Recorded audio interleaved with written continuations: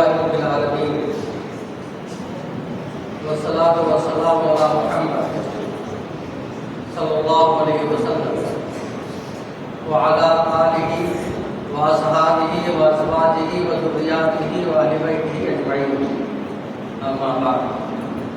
آپ اسے فکس کر دیجیے، تشریف رکھیے۔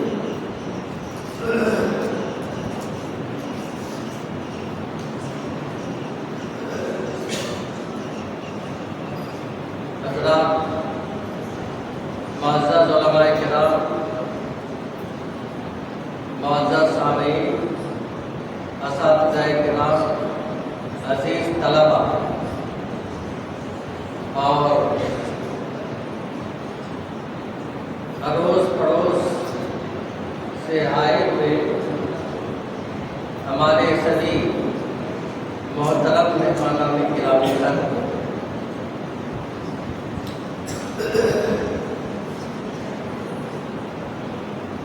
آپ اس وقت ککھریا کی جامع مسجد میں تشریف رکھتے ہیں۔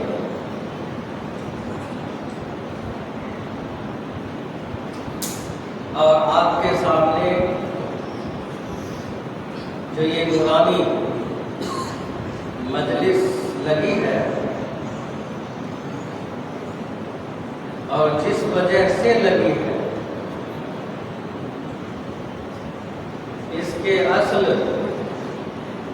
دولہا یہ آپ کے سامنے یہ مدرسہ کے طلبہ بچے،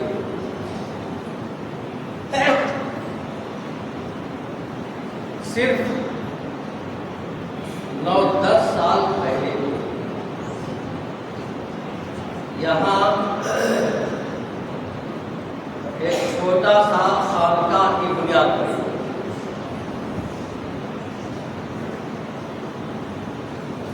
اور اسی میں چھوٹے پیمانے پر مگر بنیادی تعلیم شروع کی گئی۔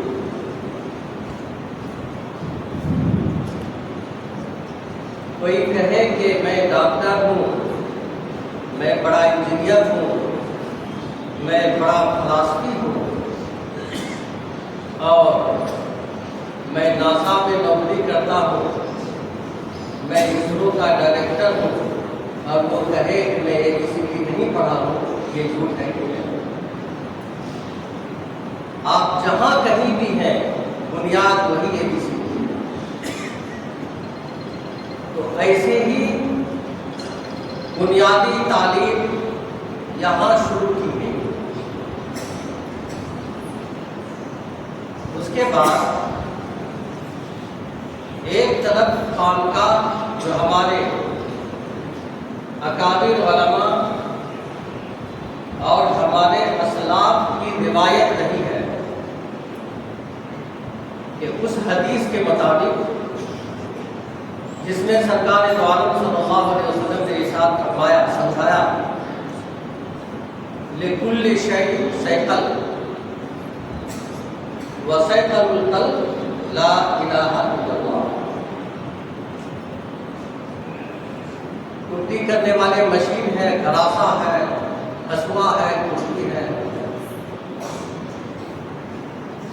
اس میں جب دھاگ دینا ہوتا ہے، گوتا ہو جاتا ہے، تو ریتی سے اس کو ریتتے تھے۔ اب ایک مشین آ گئی، سب کے گھروں میں ریتی ہوتی ہے، ریتی سے اس کو ریتتے تھے اور آگ آ جاتا ہے۔ حدیث میں بتلایا گیا، آپ نے سمجھایا، بتائیے 1400 سال 1500 سال رسول اللہ صلی اللہ علیہ وسلم سمجھا رہے ہیں کہ ہر چیز کو ریت کر تیز بنانے کے لیے ریتی، اس سے چیزوں کی زنگ چھوٹ جاتی ہے، لیکن جب یہ دل کالا ہو جائے، سیاہ ہو جائے، زنگ آلود ہو جائے، گناہوں سے، پاپ سے، نحوست سے انسان ہی ہے ہوگا، تو رسول اللہ صلی اللہ علیہ وسلم نے فرمایا کہ اس دل کی صفائی کے لیے جو ریتی کا کام کرتا ہے وہ ہے لا الہ الا اللہ۔ بہت قوت ہے، بہت طاقت بہت پاور ہے، اور دنیا ایسی دوا نہ ایجاد کر سکی نہ اسرافیل کے سور ٹوٹنے تک ایجاد کر سکتی ہے۔ تو خانقاہوں میں ہمارے اکابرین علماء، ہمارے اسلاف لوگوں کے دلوں کو ذکر اللہ سے ایسے ہی صفائی کا کام کرتے تھے تاکہ وہ بندہ اصلی بندہ بن کر اللہ سے جڑ جائے اور اس کا دل کا تعلق دنیا و معاشرہ سے ہٹ کر، لب و فضول سے ہٹ کر اللہ سے اس کا تعلق قائم ہو جائے۔ یہ اسی کو معرفت کہیے، اسی کو سلوک کہیے، اسی کو طریقت کہیے، اسی کو شریعت کہیے۔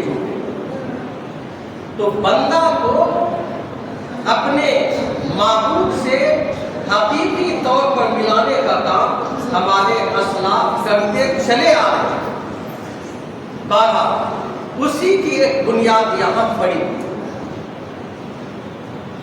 تو صفائی قلب کے ساتھ ساتھ تزکیہ نفس کے ساتھ ساتھ، چونکہ پیغمبر اسلام حضرت محمد رسول اللہ صلی اللہ علیہ وسلم کو اللہ تعالیٰ نے آخری نبی بنا کر بھیجا، اور 4 صفات قرآن نے بیان کیے ہیں کہ ہمارا یہ نبی یہ معلم اعظم ہے،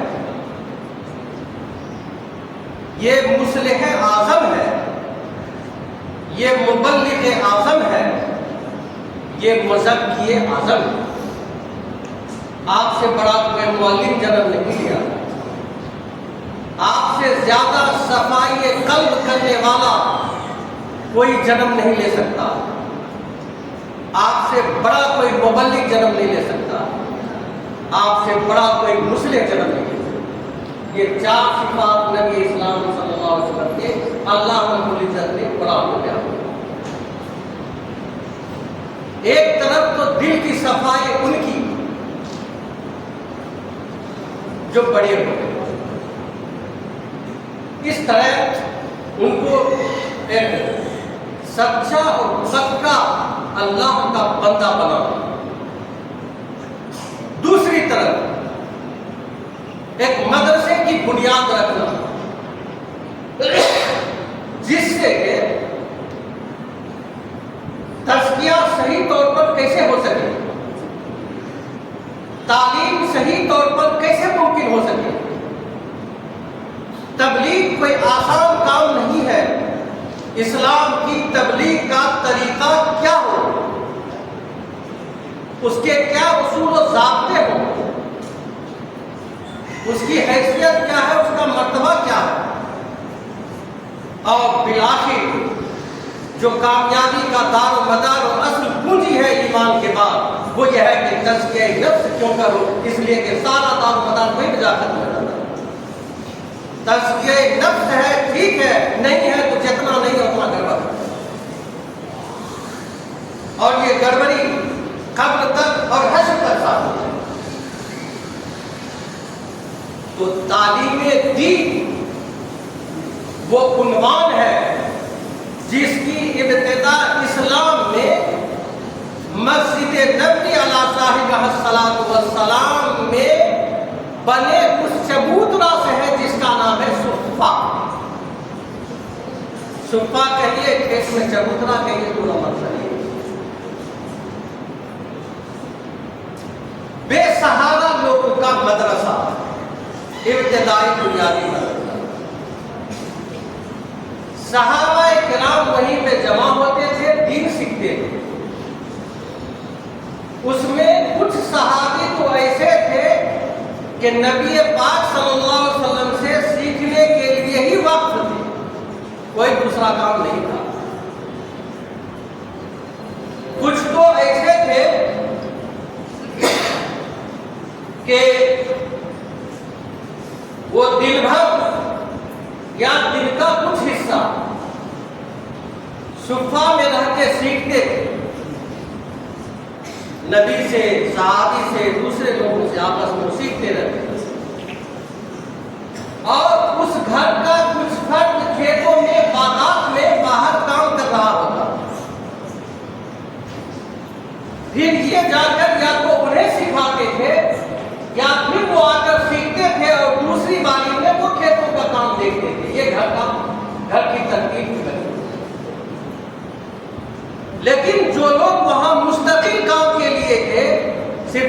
نمونہ.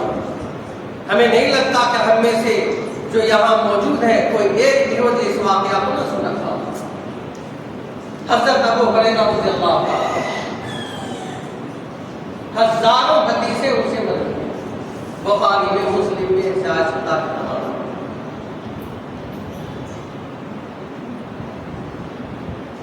کچھ آ گیا کھا لیے، نہیں آیا اللہ، یہ نوبت. لیکن وہ بھی تو اسی اللہ کا بندہ تھے جس نے ابو ہریرہ کو جنم دیا تھا اور جس نے ابو ہریرہ کے رزق کی بھی ذمہ داری لی. وَمَا مِن دَابَّةٍ فِي الْأَرْضِ إِلَّا عَلَى اللَّهِ رِزْقُهَا. کہتے ہیں کہ ہم نے فلاں صاحب کے ساتھ بات کرتے کرتے ساتھ دروازے تک جانے کے باوجود یا تو وہاں بھی اندر وہی حال یا ذہن میں نہیں رہا، اندر چلے گئے پھر واپس آ گئے. سوچے بات کرتے کرتے وہاں تک پہنچتے ہو سکتا کچھ کھانے کا لفظ بن جائے، یا تو دھیان نہیں رہا یا اندر کی بھی وہی حالت ہے. بہرحال کہتے ہیں کہ میں بھوک سے گر گیا. اب اس وقت یہ شہرت تھی لوگوں میں کہ جس کو جنون مرگی کی بیماری ہوتی تھی تو لوگ پاؤں سے روندتے تھے یا جھوٹے مارتے تھے چپل، اور یہ مرگی کی بیماری کا علاج سمجھا جاتا تھا. کہتے خدا کی قسم لوگ مجھے پاؤں سے روند رہے تھے بیماری کے علاج کے خاطر. خدا کی قسم میں تو بھوک سے گر گیا. جنون نہیں میں پاگل نہیں ہوا تھا، مرگی نہیں تھی، بھوک کے مارے میں گر گیا. میرے بھائی، یہ مدارس اسلامیہ جہاں خانقاہوں سے دل کی صفائی ہوتی ہے، مدارس اسلامیہ سے بچوں کو قرآن اور احادیث کی وہ چاشنی اور وہ روشنی دل و دماغ کے اندر پیوست کر کے اس کو سچا اور پکا انسان بنایا جاتا ہے، تاکہ دنیا انسانیت کو وہ صراط مستقیم پر چلا سکے، اس کی رہنمائی کر سکے، اس کی رہبری کر سکے. ایک بات یاد رکھیں، انسان کے اندر اللہ کی معرفت ذکر سے بھی حاصل ہوتی ہے، ضبط سے بھی حاصل ہوتی ہے، مراقبہ سے بھی حاصل ہوتی ہے، اور دوسری طرف قرآن سے بھی اللہ کی معرفت حاصل ہوتی ہے. لیکن دونوں میں زمین آسمان کا فرق ہے. ایسا ہو سکتا ہے کہ 5 دن 10 دن 20 دن 1 مہینہ کے ذکر میں آپ کو اللہ کی معرفت حاصل ہو جائے، آپ ولی بن جائیں. لیکن اس طریقے سے جتنا جلدی اللہ کی معرفت حاصل ہوتی ہے، انسان سلوک طے کرتا ہے، یہ اتنے ہی آسانی سے نکل جائے. ہم تو سمجھتے ہیں کہ ہم بزرگ بن گئے، اشراق بھی ہے، چاشت بھی ہے، عوابید بھی ہے، تہجد بھی ہے، تلاوت بھی ہے، ذکر و اذکار بھی ہے، ساری چیزیں ہیں. لیکن ہم نے جہاں سے رابطہ کیا وہاں سے ہم نے رابطہ منقطع کر دیا. یہ بہت جلدی آہستہ آہستہ آہستہ آہستہ. لیکن یہ جو دوسرا طریقہ ہے، قرآن کے ذریعے سے جو سلوک طے ہوتا ہے، جو اللہ کی معرفت حاصل ہوتی ہے، اس میں زمانہ لگ جاتا ہے، بہت ٹائم لگتا ہے، لیکن وہ جلدی نکلنے کا نہیں نکلے انشاءاللہ. تو یہی قرآن اور احادیث کا علم حاصل کر کے اور ایک کھیت ایسا تیار کرنا مدارس اسلامیہ کا مقصود ہے، جو 4 کے عالم میں، ساری دنیا میں، جس کا مشاہدہ ہم پچھلے زمانے کے مقابلے میں آسانی سے اور بھرپور طور پر کر رہے ہیں. کیا سمندروں میں، کیا پہاڑوں میں، کیا جنگلات میں، کیا افریقہ میں، کیا چین میں، جاپان میں، اور کیا آسٹریلیا میں، اور کیا ایشیا میں، کیا یورپ میں، اور کیا فضاؤں میں.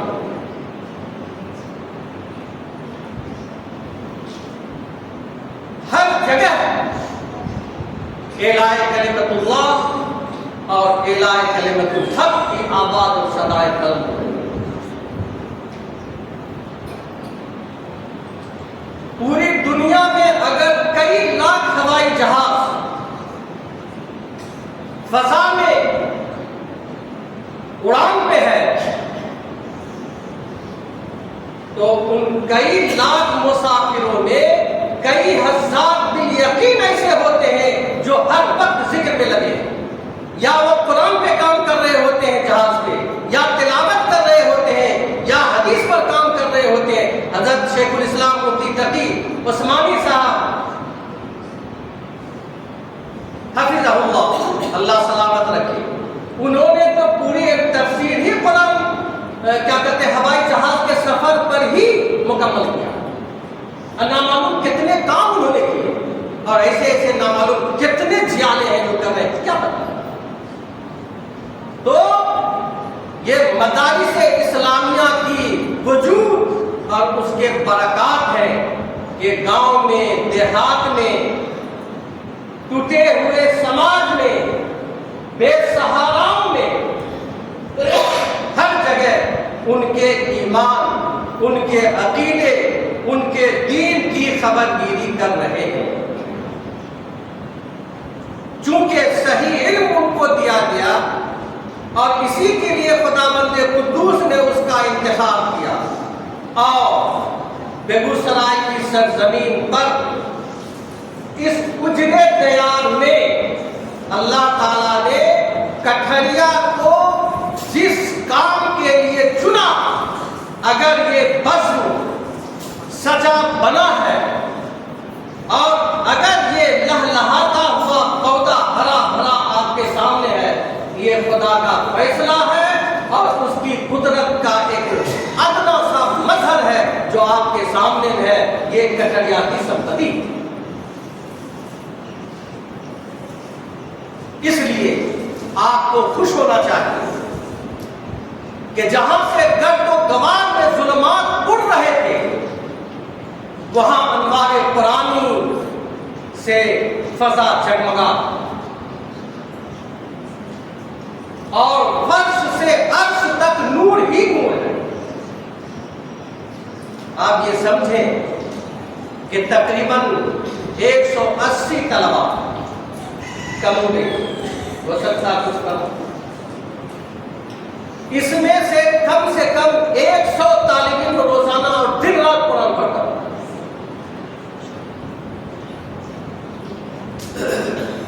اور نامعلوم ایک طالب علم سورہ فاتحہ کتنی دفعہ پڑھتا ہو.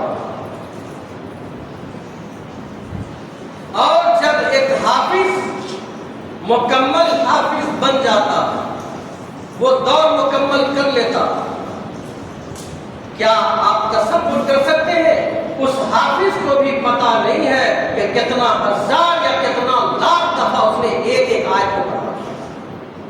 کیا دنیا مقابلہ کر سکتی ہے؟ نہیں کر سکتی، نہیں کر سکتی ہے. اور یہ سارے جب تک یہ نابالغ ہے، یہ سارا کا سارا ان کے ماں باپ کے کھاتے میں.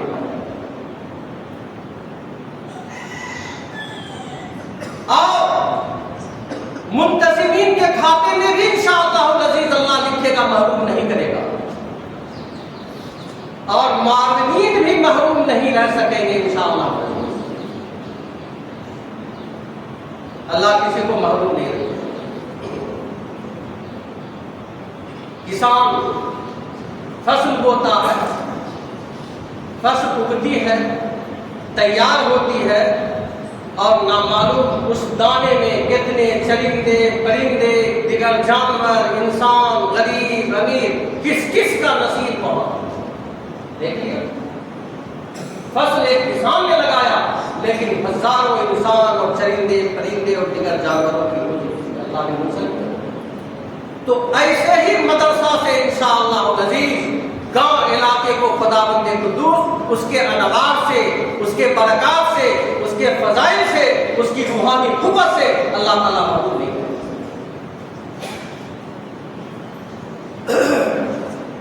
تو 9 سال کی عمر میں یہ مدرسہ چل رہا اور الحمدللہ ہم یہ نہیں کہہ سکتے، کہنا مناسب بھی نہیں ہے کہ تعلیم الدین نے مدرسہ کا حق ادا کر دیا. اتنے حقوق ہیں کہ اللہ اپنے فضل سے ذمہ داروں کو نہ بخش دے تو مشکل ہے، لیکن اللہ سے ڈرتے ہوئے، اللہ پر بھروسہ کرتے ہوئے تدبیر کے طور پر تعلیم کے معاملے میں، ان کی تربیت کے معاملے میں جو مدرسہ پر ان کے فرائض عائد ہوتے ہیں، انسان جتنا کر سکتا ہے انتظامیہ نے کوئی کسر چھوڑنے کی نہیں، کوئی کسر نہیں چھوڑی. رائے مشورے بھی ہوتے ہیں، مشورے لیے بھی جاتے ہیں انتظامیہ سے بھی، دیگر بڑوں سے بھی، بزرگوں سے بھی، یہاں تک کہ اساتذہ سے بھی ان کی رائے لی جاتی ہے. کرنا تو محترم اللہ تعالیٰ نے انہی وجوہات کی بنیاد پر لوگوں کے دلوں کو جوڑا، گارجین کے دلوں کو جوڑا، طلبا کے دلوں میں الفت و محبت ڈالی، اور گاؤں میں بھی اللہ تعالیٰ نے محبت اور رحمت کے وہ نور برسائے کہ الحمدللہ انسانی طور پر انتظامیہ جو کر سکتی ہے کر رہی ہے، اور یہ مدرسہ پورا کا پورا آپ کے سامنے. عام طور پر لوگوں کے دلوں میں، خصوصاً جو خالص دیندار پیسے والے ہیں، ان کے دل میں ایک غلط فہمی، دماغ میں ایک غلط فہمی کہ مدرسہ میں زکات اور زکات خراب. ایسا سوچنے والے کا دماغ خراب ہے. جس نے 1 کروڑ روپیہ حلال کمائی سے حاصل کیا، اس کا 1 کروڑ روپیہ اس وقت تک پاک ہے جب تک وہ زکات نکال دے. اگر 2.5% زکات نہیں نکالا تو اچھا پیسہ بھی گڑبڑا جائے. اب کتنے لوگ غریبوں کا حق کھا رہے ہیں بڑھیا میں ملا، لیکن جس نے زکات نکال دی تو باقی پیسے حلال پاک صاف ستھرا، شریعت کی نگاہ میں زکات نکالنے کے بعد وہ پاک صاف ہو جاتا ہے. قد افلح من تزکا وذکر اسم ربہ فصلی. اس تزکا اور مزکا اور تزکیہ میں بہت سی چیزیں داخل. تو یہ اللہ کا حکم ہے زکات. تو زکات سے عمرا کے مال پاک ہو گئے، تو زکات نکالنے کا حکم بھی تو اللہ کا ہے. اور اللہ نے قرآن میں زکات کے مصارف بھی بیان کر دیے کہ زکات وہ میرا حق ہے، اور تم زکات دے دو، نکال دو، اور اس طرح اپنے مال پاک کر دو. تو زکات کن کو دیں گے؟ انما الصدقات للفقراء. اس آیت میں کئی مصرف بیان کیے گئے جس میں فقراء، مساکین، عاملین، مؤلفت قلوب، قرض دار جو قرض میں ڈوبا ہوا، دیوالیہ ہو گیا، اب اس کو سہارا دینے کی ضرورت ہے. مسافر، ابن السبیل، راستے کا بیٹا. راستہ کا بیٹا کون ہوگا؟ نبیاں نبی کی اس کا بیٹا کون ہے؟ مساف، کوئی بات نہیں۔ طلباء مدرسہ کو علماء اسلام نے ان بچوں کو جن کے ماں باپ نادار ہیں، اب وہ بچہ علم شریعت کیسے حاصل کرے گا؟ تو علماء نے کہا کہ وہ غریب کے بچے جو مدرسے میں پڑھیں گے ان کو دینے میں دو ثواب ہے، ایک تو وہ بچہ غریب ہے اور وہ غریب کا حق ہے، اور دوسرا یہ کہ یہ ایسا غریب ہے کہ صرف کھا کر اپنی زندگی نہیں گزارے گا اور غریبوں کی طرح، بلکہ یہ کھا کر قرآن پڑھے گا، حدیث پڑھے گا، حافظ بنے گا، قاری بنے گا، عالم بنے گا، اور مستقبل میں قوم کے رہبر رہنما بنے گا جو صراط مستقیم پر لوگوں کو چلائے گا۔ تو وہ پیسے ان غریب طلباء کے لیے، فقراء کے لیے، مساکین کے لیے، قرض میں ڈوبا ہوا انسان کے لیے، یا وہ غریب لوگ کا جس کے پاس 5-10 بال بچے ہیں، کمائی کچھ نہیں ہے، اس کو بھی دیکھنا فرض ہے، تو ان لوگوں کے لیے زکات کا گھر پر سے نکالی گئی رقم ایسے ہی حلال ہے جیسے حلال ان امیروں کے لیے وہ اپنا پیسہ کمایا۔ سیدھا سوال، تب مدرسے کے بچے سے کیسی بدگمانی؟ یہ عام طور پر ذہن بات ہے، یہ ذہن سے نکال دینا چاہیے، اللہ سے توفیق مانگنی چاہیے کہ خداوند قدوس تیرا کرم ہے کہ نماز مسجد میں جا کر جماعت سے ادا کرنا ہمارے اوپر ضروری تھا، رمضان کے روزے رکھنے ہمارے اوپر ضروری تھے، زکات ادا کرنا ہمارے اوپر فرض تھا، مکہ جا کے حج کر لینا ہمارے اوپر فرض تھا، لیکن ہم اے سی میں بیٹھے ہیں، اب بیچارے مارا پھر رہا ہے کہ ہم سے ہمارا زکات کو سلوا کر لے جا رہا ہے اور اس طرح ہم کو جہنم کے آگ سے بچا۔ بات تیسری طرف جا رہی ہے، بیچ میں ایک ضمنی باتیں آ گئی، اس لیے خبردار، ہمارا کوئی بچہ غریب ہو کچھ بھی ہو اس کو ڈائریکٹ زکات کا مال نہیں کھلایا جاتا، اس لیے ایک دم مگن میں رہو، بلند ہمتی کے ساتھ پڑھو، اور کبھی بھی اپنے آپ کو کم مت سمجھو، کبھی بھی مت کم سمجھو۔ اور آپ حضرات سے گزارش ہے، مدرسہ یہاں کا طالب علم ہو یا دنیا جہاں کسی چھوٹے بڑے مدرسہ کا طالب علم ہو، خبردار اپنے ایمان عقیدے کی حفاظت چاہتے ہیں تو اس کو گری نگاہ سے مت دیکھیے، اساتذہ کو گری نگاہ سے مت دیکھیے، ائمہ مؤذنین کو گری نگاہ سے مت دیکھیے، ورنہ کہاں جہنم کی سمت چلے جائیں گے کوئی ٹھکانا نہیں۔ ائمہ، علماء، امام، مدرسین اور طلباء کی توہین ڈائریکٹ امام کے لیے ایسے ہی ہے جیسے دودھ کے لیے ڈینگو کا خطرہ۔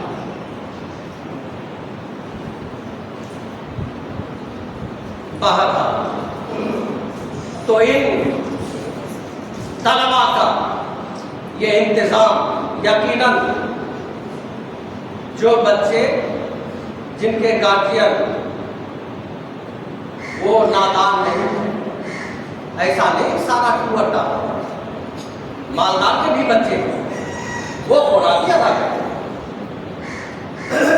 چاہے کم ہو چاہے زیادہ ہو، لیکن سارا انتظام الحمدللہ بہت بہترین سسٹم ہے، اور اللہ والوں سے ربط مضبوط ہے اور رائے مشورے سے چلایا جا رہا ہے۔ اللہ تعالیٰ ساری دنیا کے رزق کی ذمہ داری دی ہے، تو تمام مدرسوں میں پڑھنے والے بچے، اس کے اساتذہ کی بھی ذمہ داری اسے خالق کائنات رب العالمین کی ذمہ ہے۔ اگر 5-10 پریوار ہے کسی کے گھر میں،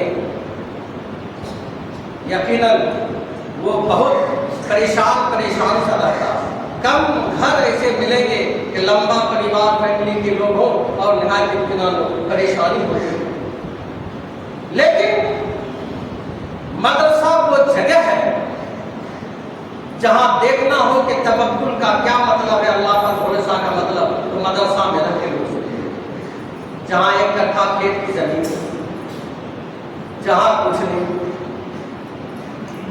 کوئی شیئر نہیں، کوئی ڈیفینٹ ذریعہ نہیں، بس مدرسے کا عالم دنیا، یہ چڑیا چمنی سب بس ویسے ایک برابر ہے.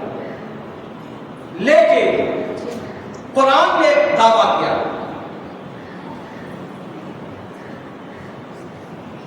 اللہ سے جو مسلمان ڈرے گا، توبہ استغفار کو جو لازم سمجھے گا،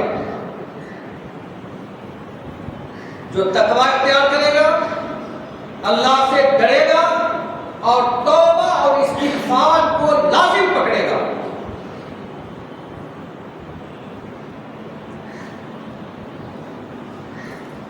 تو پھر دو باتیں، وہ جہاں پھنسے گا وہیں سے اللہ راستہ نکالے.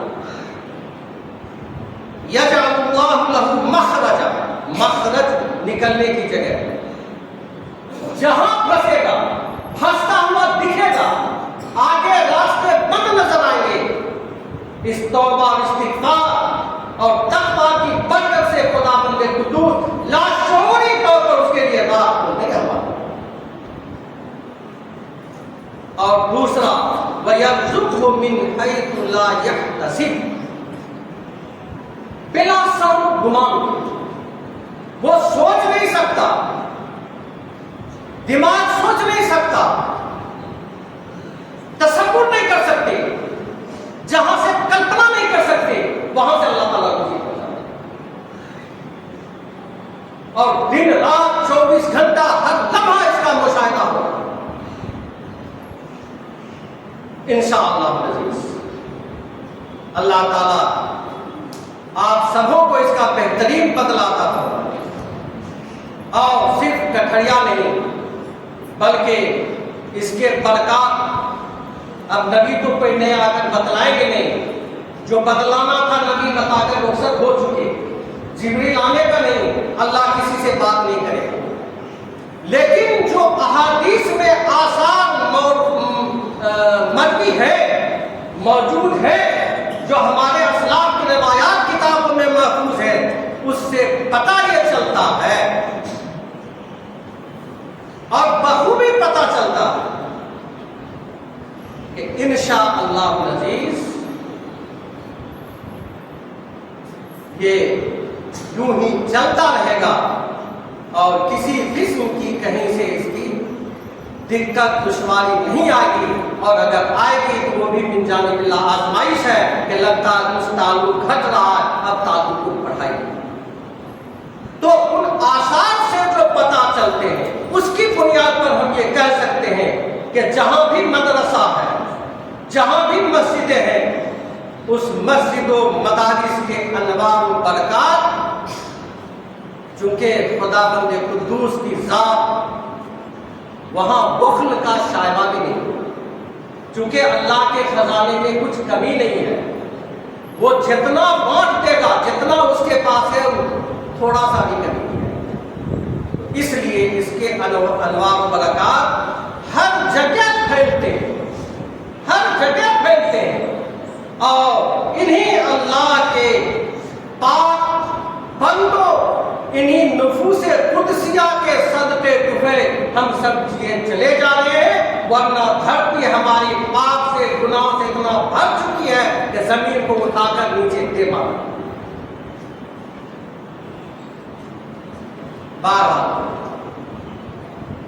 تو خوشی بھی ہوتی ہے، پتہ نہیں ہم کتنی بات کیا کیا بول کے ابھی دھیان دنیا، بس ایک اچھا سا لگ رہا ہے اور باتیں نکلتی چلی جا رہی ہیں. کچھ باتیں ہیں جو ہم کہہ بھی نہیں سکتے، سب آدمی کو معلوم ہے. دیکھیے گا ہم اسی شوق میں بولیں کہ توکل کا مشاہدہ آنکھ کو دیکھا آپ صرف مدرسے، تو اس لیے مدرسہ سے محبت، طلباء سے محبت، علماء سے محبت، اماموں سے محبت، مؤذنین سے محبت کتنی خراب بات ہے کہ ایک وکیل جو ہمارا جج کے پاس ہمارا وکیل ہوتا ہے،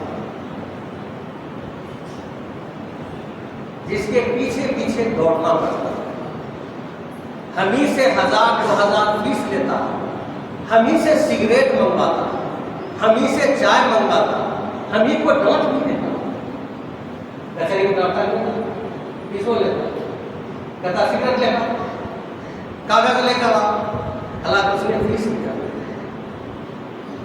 اب وہ ہمارا وکیل لگتا ہے کہ ہم مسلمانوں کو وہی لت پڑ گئی ہے کہ مسجد میں جو ہمارا اللہ کے سامنے بیچ میں وکیل ہے، اللہ اکبر، اس امام کے پیچھے چپ چاپ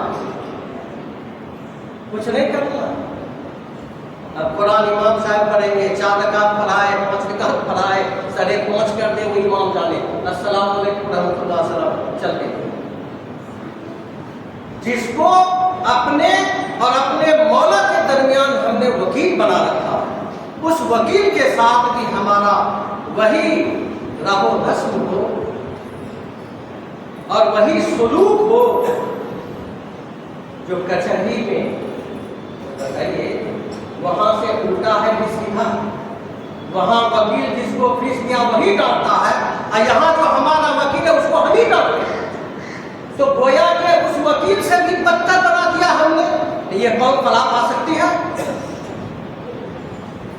خیر و برکت نازل ہو سکتی ہے، گھر کا ماحول ٹھیک ہو سکتا ہے، ان کی اولاد بزرگ بن سکتی ہے، کبھی نہیں بنے گی، بہت مشکل معاملہ۔ اس وجہ سے اللہ تعالیٰ ہم سبوں کو صلاح و فلاح کی توفیق عطا فرمائے، اور ہم دنیا میں جس کام میں لگے ہیں، ڈاکٹری کر رہے ہیں، کمپاؤنڈری کر رہے ہیں، گاڑی چلا رہے ہیں، گیرے چلا رہے ہیں، کیٹیئر ہیں، مزدور ہیں، ٹائر بنا رہے ہیں، پنچر بنا رہے ہیں، جوتے میں پالش کر کے کھا رہے ہیں، سب حلال ہے۔ اسلام کا مقصود، اللہ کا مطلوب اور رسول اللہ صلی اللہ علیہ وسلم نے جو سکھلایا ہے، جو 1.25 لاکھ سے بھی زیادہ صحابہ کرام کو پورے اسلام پر ٹریننگ دے دیا، سب ٹرینڈ ہو چکے، اور وہی اسلام ہم تک محفوظ ہو کر سینہ بسینہ آیا۔ مطلوب یہ ہے کہ تم جہاں رہو، جس حال میں رہو، اللہ کی مان کر زندگی گزارنا، اللہ کے خلاف زندگی نہیں گزارنا، یہی تمہاری زندگی کا حاصل ہے، اور اسی پر قبر حشر میں نجات یا جہنم کے دار و مدار ہے موقوف۔ اللہ تعالیٰ ہم سبوں کو اسلام پر زندہ رکھے، خاتمہ بالخیر کی توفیق عطا فرمائے، اور اللہ تعالیٰ قرآن سے، حدیث سے، علماء اسلام سے، ائمہ حضرات سے، مؤذنین سے اور طلباء مدارس سے محبت کرنے کی توفیق عطا فرمائے۔ استغفر اللہ لی و لکم ولسائر المسلمین۔